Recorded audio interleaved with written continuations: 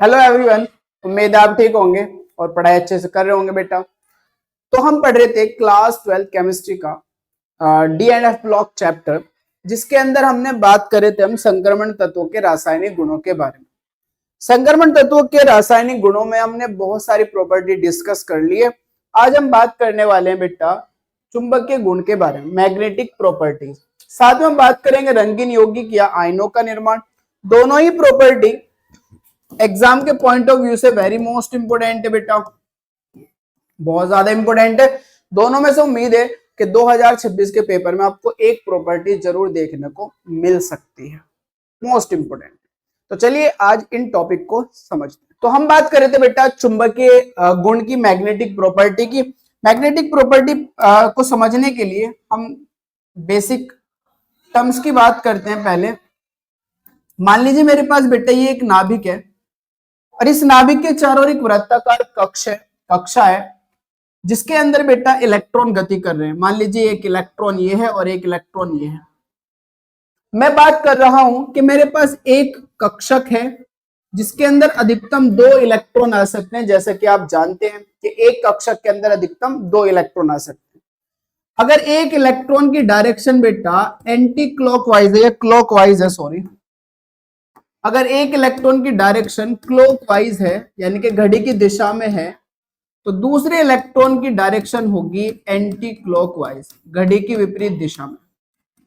यानी कि एक इलेक्ट्रॉन अगर बेटा ऐसे घूम रहा है तो फिर दूसरा इलेक्ट्रॉन ऐसे घूम रहा होगा। एक अगर ऐसे घूम रहा है तो दूसरा ऐसे घूम रहा होगा, एंटी क्लॉकवाइज घूम रहा होगा। एक की डायरेक्शन क्लॉकवाइज तो दूसरे की डायरेक्शन एंटी क्लॉकवाइज। और आप ये भी जानते हो कि क्लॉकवाइज के लिए अगर मैं +½ यूज करता हूं तो फिर एंटी क्लॉकवाइज के लिए मुझे क्या यूज करना पड़ेगा, -½ यूज करना पड़ेगा, स्पिन क्वांटम नंबर, जैसे कि आप जानते हो, राइट। तो मैंने यहां पर वो 2 इलेक्ट्रॉन ले लिए जो एक ही कक्षक में, वो 2 इलेक्ट्रॉन लिए बेटा जो एक ही कक्षक के अंदर है। अब मैं कह रहा हूं मान लीजिए ये वाला इलेक्ट्रॉन जो है, या इलेक्ट्रॉन जो है बेटा, वो 2 प्रकार के चक्रण शो करता है, 2 प्रकार की स्पिन शो करता है बेटा। एक तो वो स्पिन शो करता है अपने ही अक्ष पर, अपने ही अक्ष पर के इलेक्ट्रॉन है और वो अपने अक्ष पर घूम रहा है, इस तरीके से ऐसे रोटेट कर रहा है। एक तो इलेक्ट्रॉन अपने अक्ष पर घूमता है और एक इलेक्ट्रॉन बेटा इस कक्षक के चारों, इस कक्षा के चारों ओर घूमता है। जैसे कि आप जानते हो कि जो पृथ्वी है वो सूर्य के चारों ओर भी 365 दिन में चक्कर लगाती है और अपने अक्ष के परिधि भी 24 घंटे में चक्कर लगाती है। अपने अक्ष के परिधि भी घूम रहा है और सूर्य के चारों ओर भी घूम रहा है। ठीक इसी प्रकार से इलेक्ट्रॉन अपने अक्ष के परिधि भी घूमता है और बेटा कक्षक के चारों ओर भी घूमता है। जब वो इलेक्ट्रॉन कक्षक के चारों ओर घूमता है उसे बोलते हैं कक्षीय कोणीय संवेग, कक्षीय कोणीय संवेग। और जब इलेक्ट्रॉन मान लीजिए वो घूम रहा है क्लॉकवाइज ऐसे, तो इसे बोलते हैं हम, इसे क्या बोलते हैं हम, अक्षीय कोणीय संवेग। अक्ष पर घूम रहा है ना, अक्षीय कोणीय संवेग, कोणीय संवेग अपने अक्ष पर घूम रहा है इसलिए हम इसको बोलेंगे अक्षीय कोणीय संवेग। अगर ये बेटा इलेक्ट्रॉन क्लॉकवाइज है, ऐसे घूम रहा है, ध्यान से देखो बेटा, ऐसे घूम रहा है, तो फिर ये एंटी क्लॉकवाइज ऐसे घूम रहा होगा, ऊपर वाले के ऑपोजिट है डायरेक्शन। तो आप जानते हो बेटा जब हम इसके अंदर इलेक्ट्रॉन की बात करते हैं तो जो इलेक्ट्रॉन होता है बेटा वो एक छोटी चुंबक की भांति व्यवहार करता है, छोटी चुंबक की भांति व्यवहार करता है। तो इलेक्ट्रॉन के चक्रण के कारण, इलेक्ट्रॉन एक चार्ज पार्टिकल है, आवेशित कण है, तो इलेक्ट्रॉन चार्ज पार्टिकल के कारण एक मैग्नेटिक फील्ड बनाता है, चुंबकीय क्षेत्र बनाता है। अब चूंकि ये जो इलेक्ट्रॉन है जब वो दक्षिण दिशा में घूम रहा है तो दक्षिण दिशा में एक चुंबकीय क्षेत्र बनाएगा। ये इलेक्ट्रॉन जो है वो घड़ी की विपरीत दिशा में घूम रहा है तो घड़ी की विपरीत दिशा में एक चुंबकीय क्षेत्र बनाएगा। चूंकि हमारे पास एक घड़ी की दिशा में, एक घड़ी की विपरीत दिशा में दोनों चुंबकीय क्षेत्र बन रहे हैं इलेक्ट्रॉन के कारण, सेम चार्ज पार्टिकल के कारण, तो इसका जो चुंबकीय क्षेत्र है वो इसके चुंबकीय क्षेत्र को क्या कर देता है, कैंसिल आउट कर देता है। मतलब समझो बेटा, ये इलेक्ट्रॉन चुंबकीय क्षेत्र बनाएगा घड़ी की विपरीत दिशा में, ये इलेक्ट्रॉन चुंबकीय क्षेत्र बनाएगा घड़ी की दिशा में, फॉर एग्जाम्पल। तो एक घड़ी की विपरीत दिशा में बना रहा है, एक घड़ी की दिशा में बना रहा है, एक विपरीत एक घड़ी की दिशा में, एक ऐसे और एक ऐसे चुंबकीय क्षेत्र, तो दोनों बराबर है, तो दोनों फोर्स एक दूसरे को क्या कर देंगे, कैंसिल आउट कर देंगे। तो मैं कहूंगा इसके अंदर कोई भी चुंबकीय क्षेत्र नहीं बनेगा। ध्यान से सुनते रहना बेटा। तो अगर मेरे पास कोई कक्षक है और इसके अंदर बेटा युग्मित इलेक्ट्रॉन है, युग्मित इलेक्ट्रॉन है, तो इसके कारण जो चुंबकीय क्षेत्र बनेगा, इसके चक्रण के कारण, और इसके चक्रण के कारण जो चुंबकीय क्षेत्र बनेगा वो दूसरे, ये एक दूसरे के चक्रण चुंबकीय आघूर्ण को क्या कर देंगे, कैंसिल आउट कर देंगे। तो नेट जो चुंबकीय आघूर्ण है वो हमें क्या मिलेगा, जीरो मिलेगा। चुंबकीय आघूर्ण को म्यू से डिनोट करेंगे और इसके कारण चुंबकीय आघूर्ण हमें क्या मिलने वाला है, जीरो मिलने वाला है। क्या मिलने वाला है बेटा, जीरो मिलने वाला है। यहीं पर अगर मैं कहूं आपसे कि मेरे पास क्या है बेटा, एक कक्षक है जिसके अंदर अकेला इलेक्ट्रॉन है, एक कक्षक है जिसके अंदर बेटा अकेला इलेक्ट्रॉन है और वो घड़ी की दिशा में इस तरीके से चक्रण कर रहा है। तो अब इसके चक्रण के कारण जो चुंबकीय क्षेत्र बनेगा वो चुंबकीय क्षेत्र किसी दूसरे इलेक्ट्रॉन के द्वारा कैंसिल आउट नहीं होगा। मतलब ये अयुग्मित इलेक्ट्रॉन है, सिंगल इलेक्ट्रॉन है। तो अगर अयुग्मित इलेक्ट्रॉन है तो इस अयुग्मित इलेक्ट्रॉन के चुंबकीय क्षेत्र को कैंसिल आउट करने के लिए दूसरा इलेक्ट्रॉन यहां पर नहीं होगा। कहने का मतलब यह है कि इसके अंदर बेटा कुछ ना कुछ मैग्नेटिक मूवमेंट होगा, चुंबकीय आघूर्ण होगा, इसका चुंबकीय आघूर्ण जीरो नहीं होगा, कुछ ना कुछ मैग्नेटिक फील्ड बनाएगा, इसके अंदर चुंबकीय गुण होगा, चुंबकीय गुण होगा तो फिर ये मैग्नेटिक प्रॉपर्टी शो करेगा, और इसके अंदर कोई भी चुंबकीय क्षेत्र क्रिएट नहीं होगा तो ये मैग्नेटिक प्रॉपर्टी शो नहीं करेगा। तो अगर मेरे पास संक्रमण तत्व के अंदर अयुग्मित इलेक्ट्रॉन है तो उसके अंदर चुंबकीय प्रॉपर्टी है, चुंबकीय गुण है, और अगर बेटा सारे युग्मित इलेक्ट्रॉन है तो उसके अंदर बेटा मैग्नेटिक प्रॉपर्टी यानी कि चुंबकीय गुण नहीं होगा। अब चुंबकीय गुण को बेटा तीन प्रकार से क्लासिफाई किया है, ध्यान सुनो। अनुचुंबकीय पदार्थ, सुना तो होगा ही आपने, अनुचुंबकीय पदार्थ, इंग्लिश में बोलते हैं हम paramagnetic, paramagnetic substance, paramagnetic substance. क्या होते हैं अनुचुंबकीय पदार्थ बेटा, ऐसे पदार्थ जिनके अंदर अयुग्मित इलेक्ट्रॉन पाए जाते हैं तो उनके अंदर चुंबकीय गुण होगा, चुंबकीय गुण होगा तो वो चुंबकीय क्षेत्र में आकर्षित होते हैं। तो वे पदार्थ जो चुंबकीय क्षेत्र में आकर्षित होते हैं, आकर्षित होते हैं, आकर्षित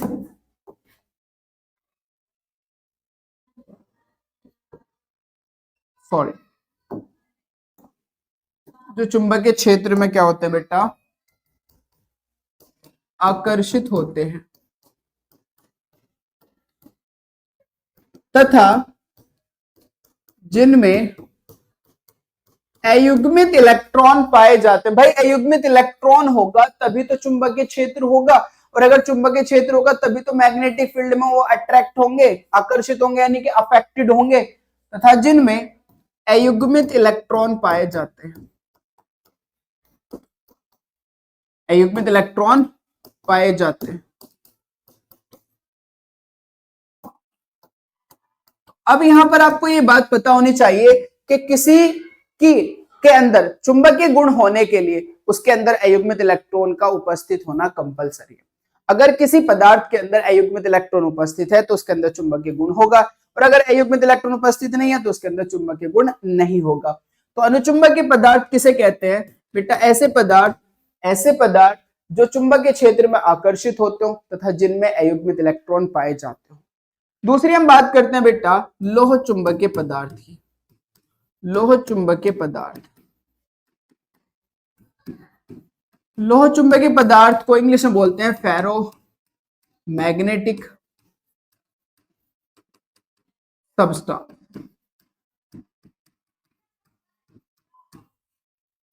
फेरोमैग्नेटिक सब्सटेंस। अब फेरोमैग्नेटिक सब्सटेंस क्या होते हैं बेटा? वे पदार्थ जो चुंबकीय क्षेत्र में बहुत तेजी से आकर्षित होते हैं, जैसे लोहा, लोहे को मैग्नेट के पास लो बहुत तेजी से आकर्षित होगा, तो ऐसे पदार्थ को बोलते हैं हम लोह चुंबकीय पदार्थ। तो वे पदार्थ जो चुंबकीय क्षेत्र में बहुत तेजी से आकर्षित होते हैं, बहुत तेजी से आकर्षित होते हैं,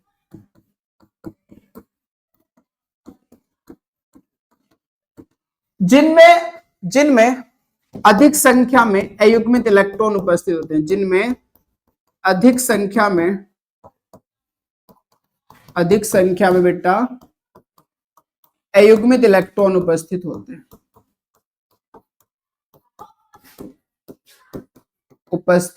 हैं, ये बात आपको पता हो। फेरोचुंबकीय पदार्थ किसे, लोह चुंबकीय पदार्थ को या फेरोचुंबकीय पदार्थ को किसे कहते हैं बेटा? जो चुंबकीय क्षेत्र में बहुत तेजी से आकर्षित हो और जिनमें अयुग्मित इलेक्ट्रॉनों की संख्या अधिक हो। अयुग्मित इलेक्ट्रॉनों की संख्या अधिक होने से क्या होगा? उनके अंदर चुंबकीय गुण ज्यादा होगा, और अगर चुंबकीय गुण ज्यादा होगा तो फिर चुंबकीय क्षेत्र में आकर्षित भी ज्यादा होंगे। एग्जाम्पल ले सकते हो बेटा फैको मतलब आयरन हो गया, कोबाल्ट हो गया, निकिल हो गया, ये तीनों पदार्थ हमारे पास कैसे होते हैं बेटा? लोह चुंबकीय पदार्थ होते हैं, लोह चुंबकीय पदार्थ। क्लियर है? तीसरा अब हम यहां पर बात करते हैं प्रतिचुंबकीय पदार्थ की। प्रतिचुंबकीय पदार्थ जिसे इंग्लिश में बोलते हैं बेटा डायमैग्नेटिक सब्सटेंस। डायमैग्नेटिक सब्सटेंस की अगर मैं बात करूं, डायमैग्नेटिक सब्सटेंस किसे कहते हैं बेटा? प्रतिचुंबकीय पदार्थ। हाँ, प्रतिचुंबकीय पदार्थ उसे कहते हैं बेटा जो चुंबकीय क्षेत्र में प्रतिकर्षित होते हो। तो वे पदार्थ जो चुंबकीय क्षेत्र में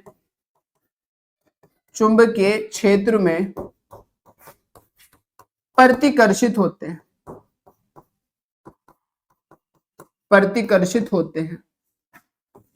प्रतिकर्षित होते हैं तथा जिनमें अयुग्मित इलेक्ट्रॉन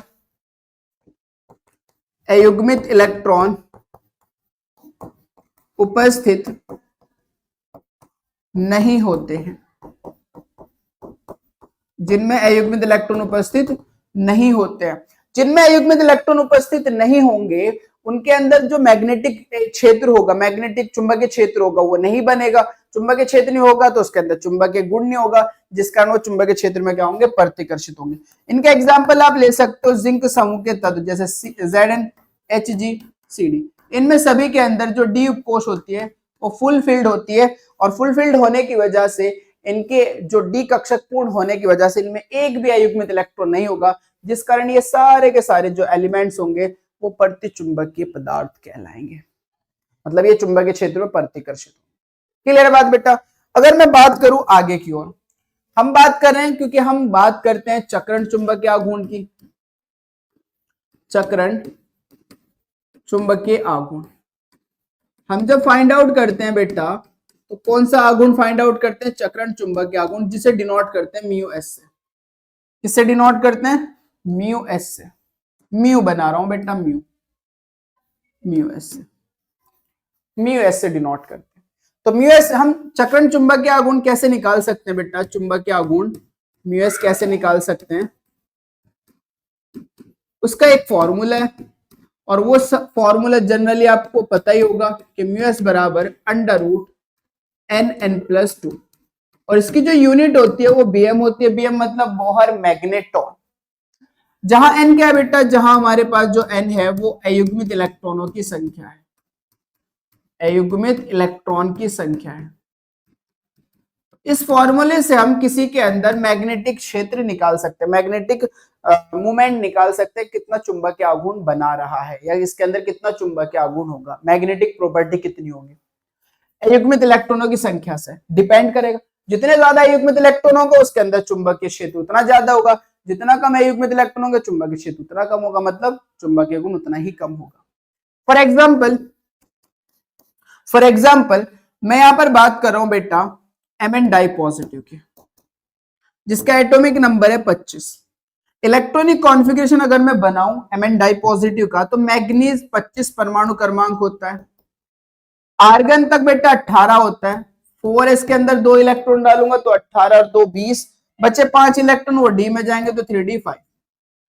3d5 तो मैग्नीज का जो एटॉमिक नंबर है वो 4s2, सॉरी मैग्नीज का जो इलेक्ट्रॉनिक कॉन्फ़िगरेशन है वो 4s2 3d5 होगा। अब चूंकि मुझे चाहिए Mn डाई पॉजिटिव, मतलब इसने 2 इलेक्ट्रॉन त्याग रखे हैं। अब वो 2 इलेक्ट्रॉन कहां से निकलते हैं बेटा? बाहरी कक्षा से। और बाहरी कक्षा कौन सी है? 4s। 3s तो बाहरी कक्षा नहीं है, 3d तो बाहरी कक्षा नहीं है, बाहरी कक्षा कौन है? 4s। 4s है बेटा, चौथी कक्षा ही तो बाहरी कक्षा होगी। तो इलेक्ट्रॉन हमेशा बाहरी कक्षा से निकलते हैं। कितने इलेक्ट्रॉन निकालने हैं? 2, 2 ही है, तो 2 इलेक्ट्रॉन निकाल दो तो बचेगा क्या हमारा? 3d5। 3d5। और जब 3d5 आप देखोगे डी के अंदर 5 कक्षक होते हैं और 5 ही इलेक्ट्रॉन है, तो फिल करो 1 2 3 4 5, पांचों के पांचों अयुग्मित है, सिंगल है, इसलिए हम कहेंगे कि n बराबर 5। पांचों के अंदर बेटा जो मैग्नेटिक क्षेत्र होगा, जो चुंबकीय क्षेत्र होगा, पांचों का अलग अलग होगा, क्योंकि सबकी डायरेक्शन एक है तो सबके चुंबकीय क्षेत्र जुड़ जाएगा। सबकी डायरेक्शन एक है ना, clockwise clockwise clockwise clockwise clockwise, तो सबका जुड़ जाएगा। तो इसलिए जितने ज्यादा अनपेयर्ड इलेक्ट्रॉन होंगे उसके अंदर चुंबकीय क्षेत्र उतना ज्यादा होगा, मतलब चुंबकीय गुण उतना ज्यादा होगा, इसलिए उसका चुंबकीय आघूर्ण भी ज्यादा आने वाला है। तो निकाल लेते हैं हम, क्योंकि हम जानते हैं बेटा चुंबकीय आघूर्ण किस फॉर्मूले से निकालते हैं। चुंबकीय आघूर्ण म्यू एस वो बराबर होगा √NN+2 के BM, बोहर मैग्नेट।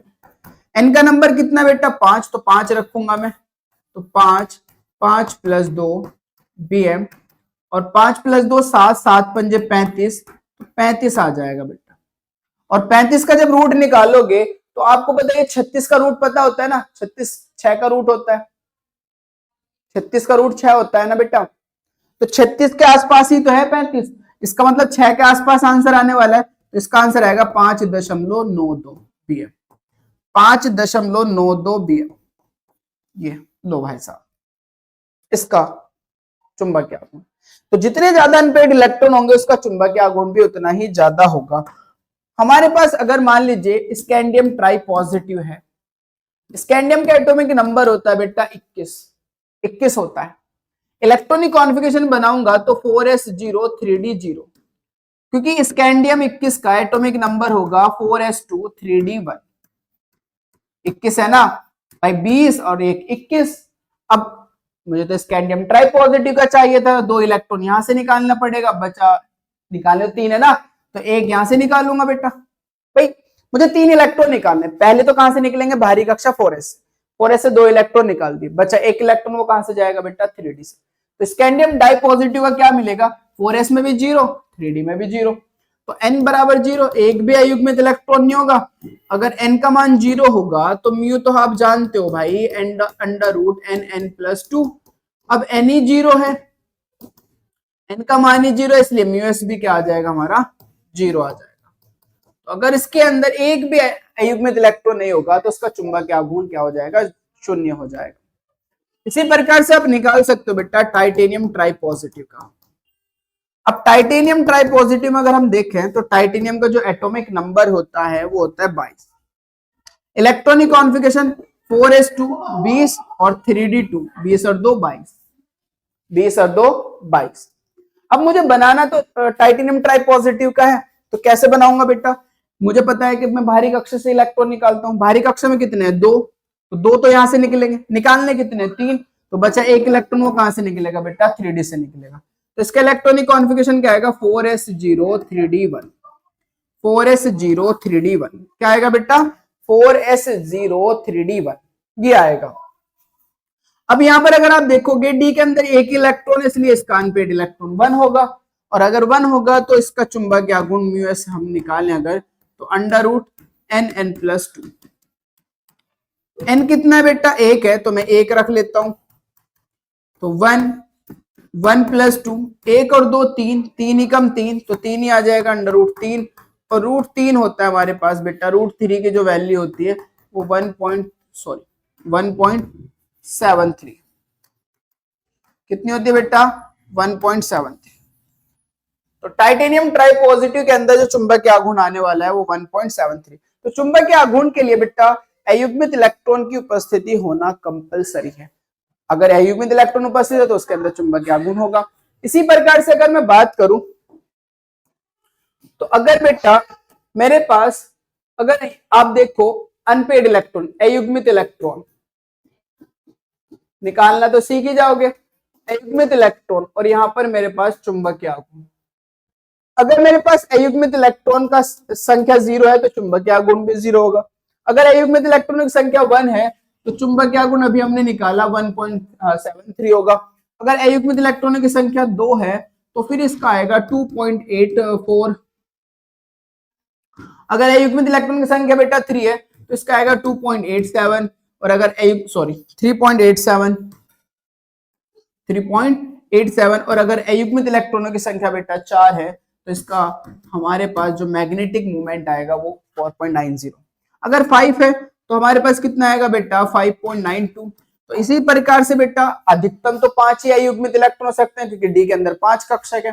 तो इस प्रकार से आप देख सकते हो कि अनपेड इलेक्ट्रॉन के बेसिस पर हम उसका मैग्नेटिक मूवमेंट कैसे निकाल सकते हैं। कभी कभी वो आपको चुंबकीय आघूर्ण दे देगा, म्यू एस की वैल्यू दे देगा, जैसे दे दिया 2.83, और कहेगा बताओ इसके अंदर अयुग्मित इलेक्ट्रॉनों की संख्या बताओ कितनी है। तो बेटा ये बात आपको पता होना चाहिए, जो हमारे पास चुंबकीय आघूर्ण के अंदर फर्स्ट डिजिट होती है, पॉइंट से पहले की जो डिजिट होती है, वही उसके अंदर अयुग्मित इलेक्ट्रॉनों की संख्या है। जैसे आप देख सकते हो 5 है अयुग्मित इलेक्ट्रॉन संख्या तो 5.92 है, 4 है तो 4 है, 3 है तो 3 है, 2 है तो 2 है, 1 है तो 1 है। इस बेसिस पर बेटा आप अयुग्मित इलेक्ट्रॉनों की संख्या भी बता सकते हैं। क्लियर है? समझ में आ रही है बात? चलिए आगे चलते हैं। तो हम बात कर रहे थे चुंबकीय गुण की। आप देख सकते हो जिंक समूह में कौन कौन आता है? ZnHgCd के तत्वों को छोड़कर सभी संक्रमण तत्व अनुचुंबकीय होते हैं, पैरामैग्नेटिक होते हैं, अर्थात चुंबकीय क्षेत्र में आकर्षित होते हैं। भाई जो अनुचुंबकीय पदार्थ होगा चुंबकीय क्षेत्र में आकर्षित होगा।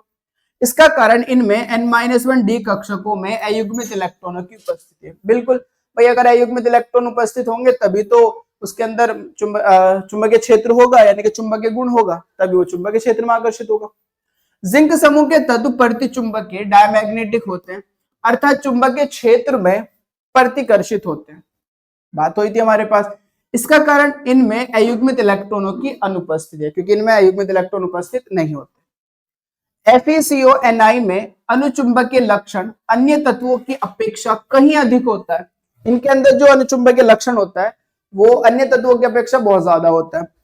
इन तत्वों को हम क्या बोलते हैं? लोह चुंबकीय पदार्थ कहते हैं। क्यों ज्यादा होता है? क्योंकि इनमें अयुग्मित इलेक्ट्रॉनों की संख्या ज्यादा पाई जाती है। इसके बेसिस पर आप देख सकते हो। आगे चलें बेटा। जब हम आगे की ओर बात करते हैं तो आप देख सकते हो प्रत्येक इलेक्ट्रॉन एक छोटे चुंबक की भांति कार्य करता है, जो कि अपने अक्ष पर चक्रण करता रहता है, जो अपने अक्ष पर घूमता रहता है। आवेश के चक्रण से एक चुंबकीय आघूर्ण उत्पन्न हो जाता है, जिसे इलेक्ट्रॉन का चक्रण चुंबकीय आघूर्ण कहते हैं।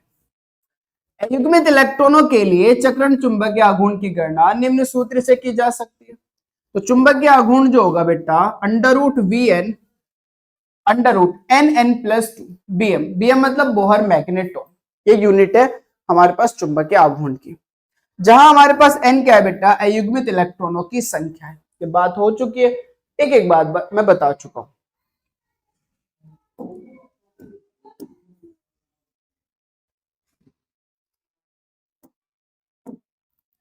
कुछ डाइपॉजिटिव आयंस है, उनके अंदर इलेक्ट्रॉनिक विन्यास है, अयुग्मित इलेक्ट्रॉनों की संख्या है, और साथ में बेटा उनका क्या है?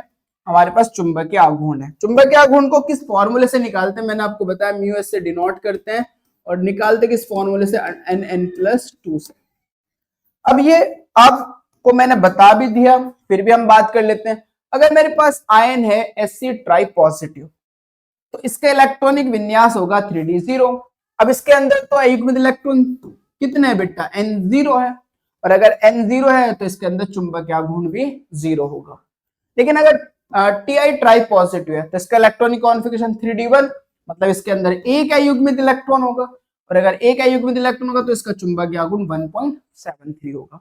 सेम अगर टाइटेनियम डाई पॉजिटिव है तो इसके अंदर बेटा इलेक्ट्रॉनिक कॉन्फ़िगरेशन 3d2 होगा, जिस कारण इसमें अयुग्मित इलेक्ट्रॉन हमारे पास 2 हो जाएंगे, तो मैग्नेटिक मोमेंट 2.84 हो जाएगा।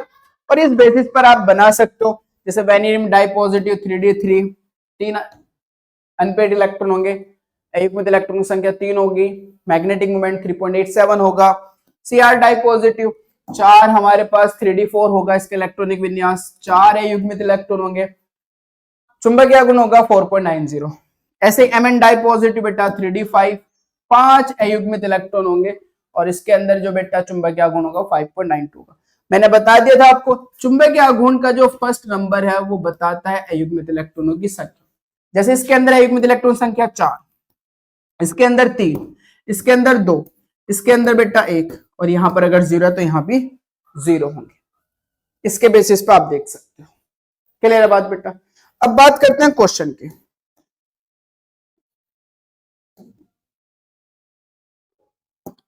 ये क्वेश्चन है आपके सामने। क्या कहता है क्वेश्चन बेटा? जलीय विलयन में द्विसंयोजी आयन के चुंबकीय आघूर्ण की गणना कीजिए।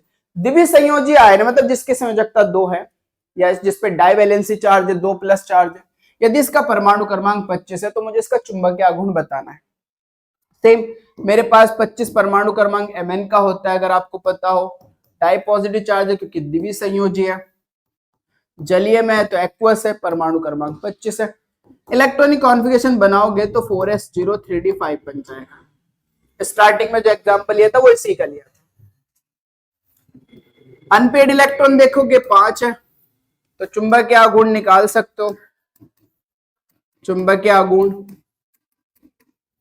कैसे निकाल सकते हैं भाई? चुंबकीय आघूर्ण म्यू एस बराबर √NN+2 से Bm। अब आप देख सकते हो बेटा n कितना है? 5, 5 + 2 √Bm। 5 और 2 7, 7 की गुना 5 में करेंगे तो 7 पंजे 35। मैंने आपको बताया था 35 का वर्गमूल कितना आएगा?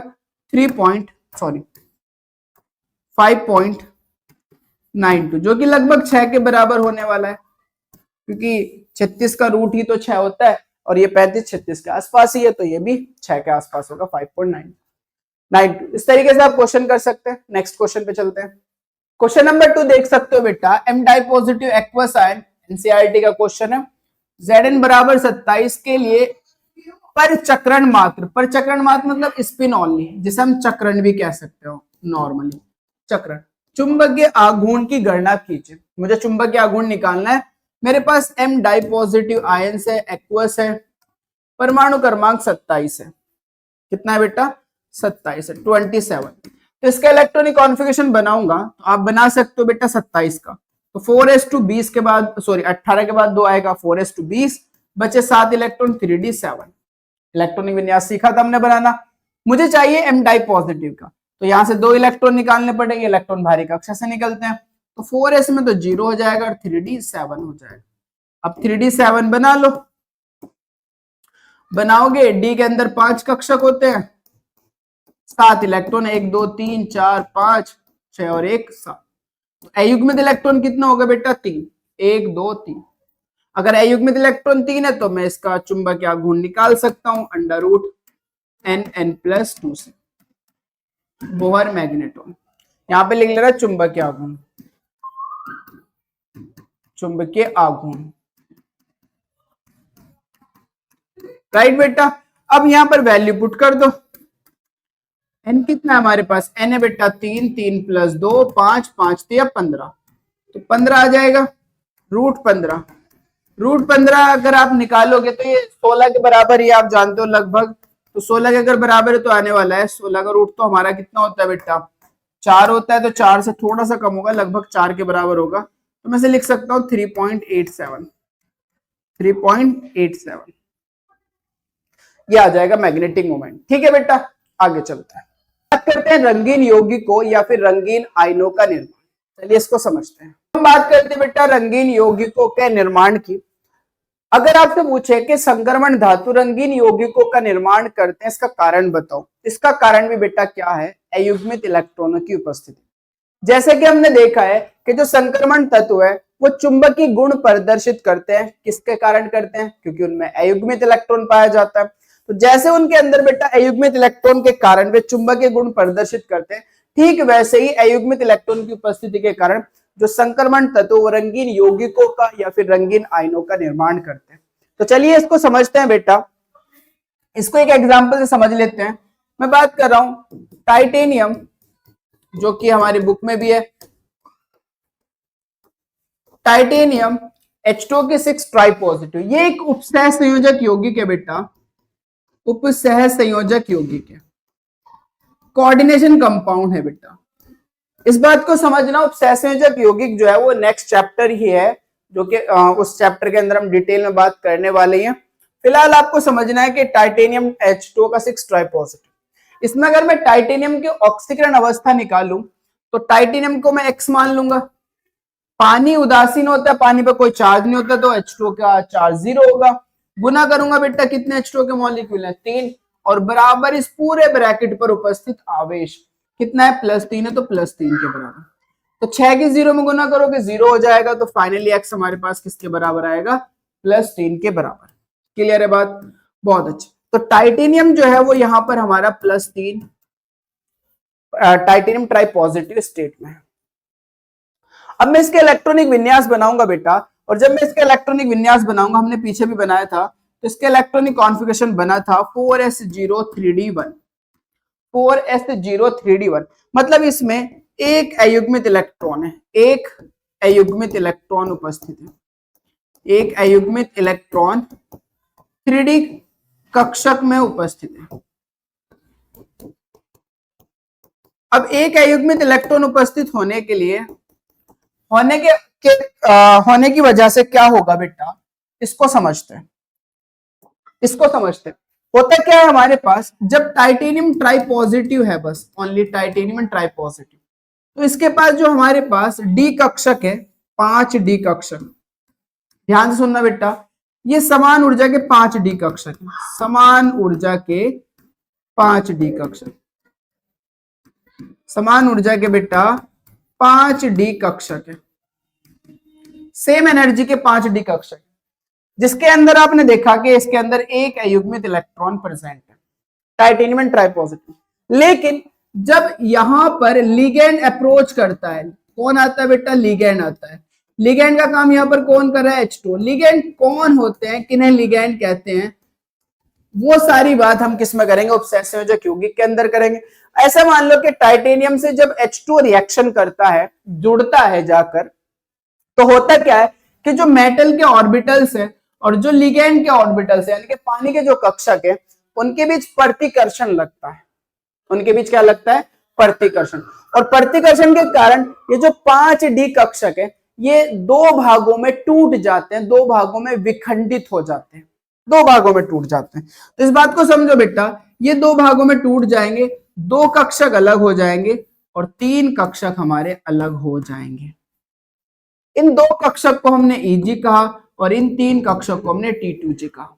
हम जानते हैं जो D के 5 कक्षक होते हैं, जिनमें dx² y² और dz², ये T2G में आएंगे, dxy dyz और dzx, ये हमारे पास बेटा T2G में आएंगे। दो भागों में स्प्लिट हो जाएंगे, दो भागों में टूट जाएंगे। किसके कारण ऐसा हो रहा है कि जब H2 और मेटल्स के ऑर्बिटल्स आपस में कंबाइन करते हैं, जुड़ते हैं, तो इनके बीच प्रतिकर्षण होता है। प्रतिकर्षण के कारण ये 5 समान ऊर्जा के कक्षक टूट जाते हैं T2G और Eg के अंदर, जिनमें T2G की ऊर्जा कम है और Eg की ऊर्जा ज्यादा है। अब जो इलेक्ट्रॉन है वो लो एनर्जी ऑर्बिटल्स में जाता है, क्योंकि वो जितनी कम ऊर्जा वाले कक्षक में जाएगा वो खुद को उतने ज्यादा स्थायी फील करेगा। भाई एनर्जी जितनी कम, स्टेबिलिटी उतनी ज्यादा। लेकिन होता क्या है कि ये जो इलेक्ट्रॉन है वो दृश्य क्षेत्र से, विजिबल रीजन से, दृश्य क्षेत्र से मतलब विजिबल रीजन से एनर्जी लेता है, अवशोषित करता है, ऊर्जा को अवशोषित करता है बेटा, ऊर्जा अवशोषित करता है। और जब ये एनर्जी को अवशोषित करेगा विजिबल क्षेत्र से, तो लो एनर्जी लेवल से कहां चला जाएगा? हाई एनर्जी लेवल में चला जाएगा। लो एनर्जी लेवल से कहां जाएगा बेटा? हाई एनर्जी लेवल में चला जाए, क्योंकि एनर्जी को एब्जॉर्ब करेगा। अच्छा, इस ट्रांजिशन के लिए आपको ये पता होना चाहिए बहुत कम एनर्जी चाहिए, तो विजिबल रीजन से एनर्जी एब्जॉर्ब करेगा और ये लो एनर्जी लेवल से हाई एनर्जी लेवल में चला जाएगा। अब दूसरी बात, जब ये यहां चला गया तो इसकी एनर्जी ज्यादा हो गई, एनर्जी ज्यादा हो गई तो इलेक्ट्रॉन चला तो गया बट वो वहां जाकर खुद को अनस्टेबल फील करता है, खुद को अस्थायी फील करता है।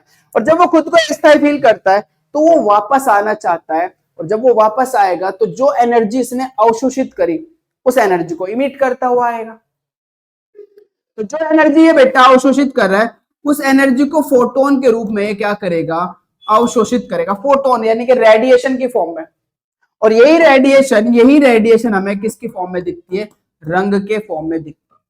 तो ये बात समझ लो बेटा कि जब ये इलेक्ट्रॉन लो एनर्जी लेवल से हाई एनर्जी लेवल में जाएगा तो जिस विजिबल रीजन से जिस एनर्जी को ये अवशोषित करेगा, जिस एनर्जी को ये अवशोषित करेगा, जब ये ऊपर जाएगा तो खुद को अनस्टेबल फील करेगा। तो वापस आते समय जो एनर्जी इसने अवशोषित करी थी उस एनर्जी को ये उत्सर्जित करेगा, और वो उत्सर्जित ही हमें क्या दिखेगा बेटा, कलर दिखेगा। क्या दिखेगा, कलर दिखेगा। अब यहां पर ध्यान देने वाली बात ये कि ये जिस एनर्जी को अवशोषित करता है उसका पूरक रंग देता है, कॉम्प्लीमेंट्री कलर देता है, उसका पूरक रंग देता है। पूरक रंग क्या है वो भी समझाएंगे, अभी टेंशन लेनी, बस इतना समझो कि जिस कलर की एनर्जी ये एब्जॉर्ब करेगा उसका पूरक रंग देगा, जिस कलर की एनर्जी एब्जॉर्ब करेगा उसका ये पूरक रंग देगा। मैं भी समझाता हूं पूरक क्या होता है, फिलहाल समझो। अब ध्यान सुनना, ये हमारे पास डी कक्षक है, ये भी हमारे पास डी कक्षक है, तो इलेक्ट्रॉन का जो संक्रमण हो रहा है वो डी कक्षक का डी कक्षक में हो रहा है, इसलिए इसको बोलते हैं डी डी संक्रमण, डी डी इलेक्ट्रॉन संक्रमण, डी डी इलेक्ट्रॉन संक्रमण। क्या बोलते हैं बेटा, डी डी इलेक्ट्रॉन संक्रमण। तो आपको ये पता होना चाहिए अगर अयुग्मित इलेक्ट्रॉन होगा तो उसके अंदर डी डी संक्रमण पाया जाएगा, और अगर डी डी संक्रमण पाया जाएगा तो उसके अंदर हमें क्या मिलेगा, कलर मिलेगा, उसका पूरक रंग मिलेगा। अगर मान लीजिए सपोज दैट ये हमारे पास बेटा युग्मित हो जाता, क्या हो जाता, युग्मित हो जाता, तो फिर यहां से कोई भी इलेक्ट्रॉन एक्साइट नहीं होता, और अगर कोई भी इलेक्ट्रॉन एक्साइट नहीं होगा तो इसके अंदर कोई कलर हमें नहीं दिखेगा। इसलिए बेटा कलरफुल दिखने के लिए, रंगीन दिखने के लिए इसके अंदर डीडी संक्रमण होना आवश्यक है। अगर डीडी संक्रमण होगा, डीडी संक्रमण कब होगा, जब इसके अंदर बेटा अयुग्मित इलेक्ट्रॉन होंगे। जब क्या होंगे, अयुग्मित इलेक्ट्रॉन होंगे। तो इस अयुग्मित इलेक्ट्रॉन का निम्न एनर्जी लेवल से उच्च एनर्जी लेवल में क्या होगा, संक्रमण होगा, और जब ये वापस आएगा तो ये क्या करेगा, एनर्जी को फोटोन के रूप में, रेडिएशन के रूप में इमिट करेगा, उत्सर्जित करेगा, और वही रेडिएशन हमें क्या दिखेगी, कलर की फॉर्म में दिखेगी। कैसा कलर दिखेगी, जिस एनर्जी को ये अवशोषित कर रहा है उसका पूरक रंग दिखेगा, कॉम्प्लीमेंट्री कलर दिखेगा। ध्यान सुनना बेटा, तो आपको पता होना चाहिए संक्रमण तत्व रंगीन यौगिकों का निर्माण करते हैं, क्योंकि संक्रमण तत्वों में अयुग्मित इलेक्ट्रॉन पाए जाते हैं, जिस कारण उनमें बेटा क्या मिलता है, डीडी संक्रमण मिलता है। और डीडी संक्रमण क्या करता है, दृश्य क्षेत्र से एनर्जी को अवशोषित करता है, लो एनर्जी लेवल से हाई एनर्जी लेवल में चला जाता है, और जिस एनर्जी को अवशोषित करता है उसका पूरक रंग देता है। अब पूरक रंग को समझाते हैं, पूरक रंग को समझाते हैं। ध्यान सुनना बेटा, ये हमारे पास ये है बेटा एक गोला, मान लो, क्या मान लो, एक गोला। ये मैंने यहां पर 3 डायरेक्शन बना दी, ऐसा मान लो XYZ टाइप डायरेक्शन। ये बेटा XYZ मान लो। अब इसमें क्या होता है, 7 कलर होते हैं विबग्योर, आपको बताइए, विबग्योर 7 कलर। इसमें हमारे पास जो आई है इंडिगो कलर है, और जो वॉयलेट कलर है, हम इन दोनों को एक ही मान लेते हैं, वॉयलेट। तो वॉयलेट कलर मान के मैं चल रहा हूं, आई को इग्नोर करूंगा, वी आई खत्म, बी, फिर जी, फिर वाई, फिर ओ, फिर आर। आर मतलब बेटा रेड, ओ मतलब हमारे पास ऑरेंज, वाई मतलब हमारे पास येलो, जी मतलब बेटा हमारा ग्रीन, और बी मतलब ब्लू, और वाई मतलब वॉयलेट, वॉयलेट। अब हम बात कर रहे थे किसकी, इसकी। बात करें थे इसकी। अब यहां पर क्या होगा, ये जब एनर्जी अवशोषित करेगा तो ये जो एनर्जी अवशोषित करता है वो येलो कलर की एनर्जी अवशोषित करता है, येलो कलर की एनर्जी को एब्जॉर्ब करता है। कौन से कलर की? येलो कलर की। तो अगर ये येलो कलर की एनर्जी को एब्जॉर्ब करता है तो कंपाउंड का कलर क्या होगा? इसका पूरक होगा। तो येलो कलर का कंपाउंड देखो, इसका कॉम्प्लीमेंट्री कलर क्या होगा? येलो कलर का कॉम्प्लीमेंट्री कलर क्या होगा? वॉयलेट। क्या होगा बेटा? वॉयलेट। इसलिए हमारे पास इस कंपाउंड इसका जो कलर है वो कैसा दिखता है? वॉयलेट दिखता है। लेकिन हमारे पास बुक के अंदर क्या दे रखा है? पर्पल, जो कि एक ही कलर होते हैं, लगभग सेम सही होता है, पर्पल कलर। तो आपको बताना चाहिए कि हमारे पास टाइटेनियम ट्राइपॉजिटिव का रंग कैसा होता है? TiH2O6 ट्राइपॉजिटिव का रंग कैसा होता है बेटा? बैंगनी होता है। कैसा? बैंगनी। किस कलर की एनर्जी को एब्जॉर्ब करता है बेटा? येलो कलर की एनर्जी एब्जॉर्ब करता है। कंपाउंड का कलर कैसा आता है? बैंगनी आता है। बात समझ में आ गई होगी आपको। तो आपको बताना चाहिए बेटा, अगर वो ग्रीन कलर को एब्जॉर्ब करेगा तो उसका पूरा रंग रेड देगा, रेड कलर की एनर्जी एब्जॉर्ब करेगा उसका पूरा रंग ग्रीन देगा, वॉयलेट कलर की एनर्जी एब्जॉर्ब करेगा तो उसका पूरक रंग येलो देगा, येलो कलर की एनर्जी एब्जॉर्ब करेगा तो उसका पूरक रंग क्या देगा बेटा? वॉयलेट देगा। क्लियर हो गई होगी बात आपको? अच्छा, अब यहां पर कुछ ये भी पता होना चाहिए कि जिनके अंदर बेटा अयुग्मित इलेक्ट्रॉन नहीं पाए जाते, जिनके अंदर अयुग्मित इलेक्ट्रॉन नहीं पाए जाते, उनका क्या होगा? वो रंगहीन होंगे, उनका कोई कलर नहीं होगा। फॉर एग्जाम्पल मैं बात कर सकता हूं 3D10 स्कैंडियम ट्राइपॉजिटिव की। इसमें आपने देखा 4s0 3d0 होता है, इसमें एक भी अयुग्मित इलेक्ट्रॉन नहीं है, तो ये हमारा कैसा होगा बेटा? रंगहीन होगा। इसका जो कंपाउंड्स बनेगा वो कलरलेस बनेगा। खासकर ये एग्जाम में बहुत पूछा जाता है Zn डाइपॉजिटिव। Zn डाइपॉजिटिव का इलेक्ट्रॉनिक कॉन्फ़िगरेशन आप देखोगे 3d10, इसमें भी एक भी अनपेड इलेक्ट्रॉन नहीं होगा, और अगर अनपेड इलेक्ट्रॉन नहीं होगा तो ये कैसा दिखेगा बेटा? रंगहीन दिखेगा, कलरलेस दिखेगा। अगर मैं टाइटेनियम 4 पॉजिटिव की बात करूं तो इसका भी हमारे पास क्या मिलेगा? 3d0 मिलेगा। मतलब यहां पर भी n क्या है? हमारा 0 है, और अगर n 0 है तो ये भी कैसा होगा बेटा? रंगहीन होगा। इसके अंदर एक भी अनपेड इलेक्ट्रॉन नहीं है। क्लियर है? एक और कॉन्सेप्ट जो आपको पता होना चाहिए, और ये नोट करना है बेटा, जब नोट्स के बाद वेरी मोस्ट इंपोर्टेंट, नोट में डाल के नोट कर लेना, आवेश स्थानांतरण। आवेश स्थानांतरण, चार्ज ट्रांसफर, चार्ज ट्रांसफर,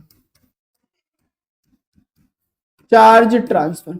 बेटा कुछ कंपाउंड क्या होते हैं, कुछ कंपाउंड क्या होते हैं, उनका जो डी इलेक्ट्रॉनिक कॉन्फ़िगरेशन होता है वो 0 होता है, बट फिर भी वो कलर शो करते हैं। मतलब उनके अंदर अयुग्मित इलेक्ट्रॉन उपस्थित नहीं होते, फिर भी वो कलर शो करते हैं और काफी गहरे कलर देते हैं।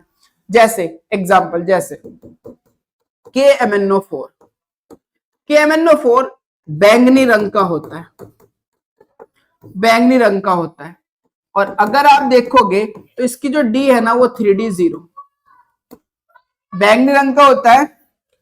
यहां पर ऑक्सीडेशन स्टेट Mn+7 में है और 3d0 मिलेगा आपको, 3d0 मिलेगा आपको।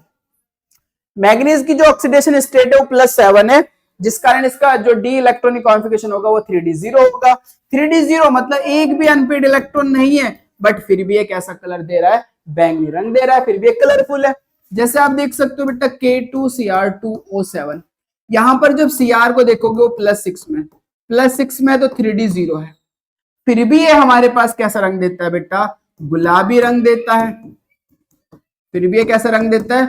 गुलाबी रंग देता है, फिर भी एक कलरफुल है, जबकि इसके अंदर हमारे पास एक भी अनपेयर्ड इलेक्ट्रॉन नहीं है, एक भी अयुग्मित इलेक्ट्रॉन नहीं है।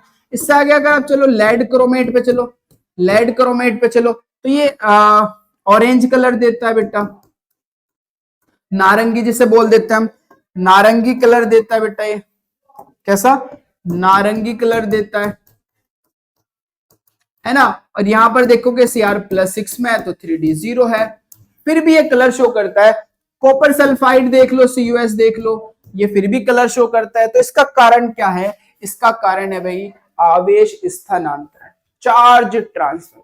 यहां पर क्या होता है कि मेटल जो होती है वो लिगेंड से इलेक्ट्रॉन ग्रहण करती है, जिस कारण चार्ज का ट्रांसफर होता है, और चार्ज ट्रांसफर होने से ये विजिबल रीजन से एनर्जी को एब्जॉर्ब करता है, जिस कारण एक कलर शो करता है। तो याद रखना, याद रखने वाली बात ये, स्थानांतरण के कारण बेटा गहरा रंग मिलेगा। किससे गहरा रंग मिलेगा बेटा? डी संक्रमण से गहरा। डी संक्रमण के कारण जो कलर मिल रहा था उससे गहरा कलर मिलेगा। किसके कारण? आवेश स्थानांतरण का।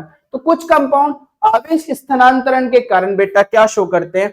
कलर शो करते हैं। उनमें डी संक्रमण नहीं पाया जाता, उनमें अयुग्मित इलेक्ट्रॉन नहीं पाए जाते, फिर भी वे कलर शो करते हैं। उसका कारण क्या है? आवेश स्थानांतरण। खासकर आपको इनके बारे में पता हो कि K2Cr2S7 ये कलर शो करता है, KMnO4 ये कलर शो करता है। इसका कारण क्या है? तो इसका कारण क्या है बेटा? आवेश स्थानांतरण है। बात समझ में आ गई होगी। नोट्स पे चलते हैं। तो हम बात कर रहे थे बेटा रंगीन यौगिकों के निर्माण की। आप देख सकते हो संक्रमण तत्वों के अधिकांश यौगिक ठोस या विलयन अवस्था में रंगीन होते हैं। संक्रमण धातु आयनों का रंग अयुग्मित इलेक्ट्रॉनों की उपस्थिति के कारण होता है। राइट। अयुग्मित डी इलेक्ट्रॉन दृश्य प्रकाश का अवशोषण करके उच्च स्तर से स्थानांतरित हो जाते हैं, क्योंकि इनमें स्थानांतरण के लिए कम ऊर्जा की आवश्यकता होती है। अतः अयुग्मित डी इलेक्ट्रॉन दृश्य क्षेत्र से प्रकाश का अवशोषण कर उत्तेजित हो जाते हैं तथा परावर्तित प्रकाश का प्रेक्षित रंग अवशोषित प्रकाश का पूरक रंग होता है। यानी कि जो लाइट वो एब्जॉर्ब कर रहा है और जो कंपाउंड का कलर मिलेगा वो उसका पूरक मिलेगा जिस लाइट को उसने एब्जॉर्ब करा। राइट। ये बात आपको पता होनी चाहिए।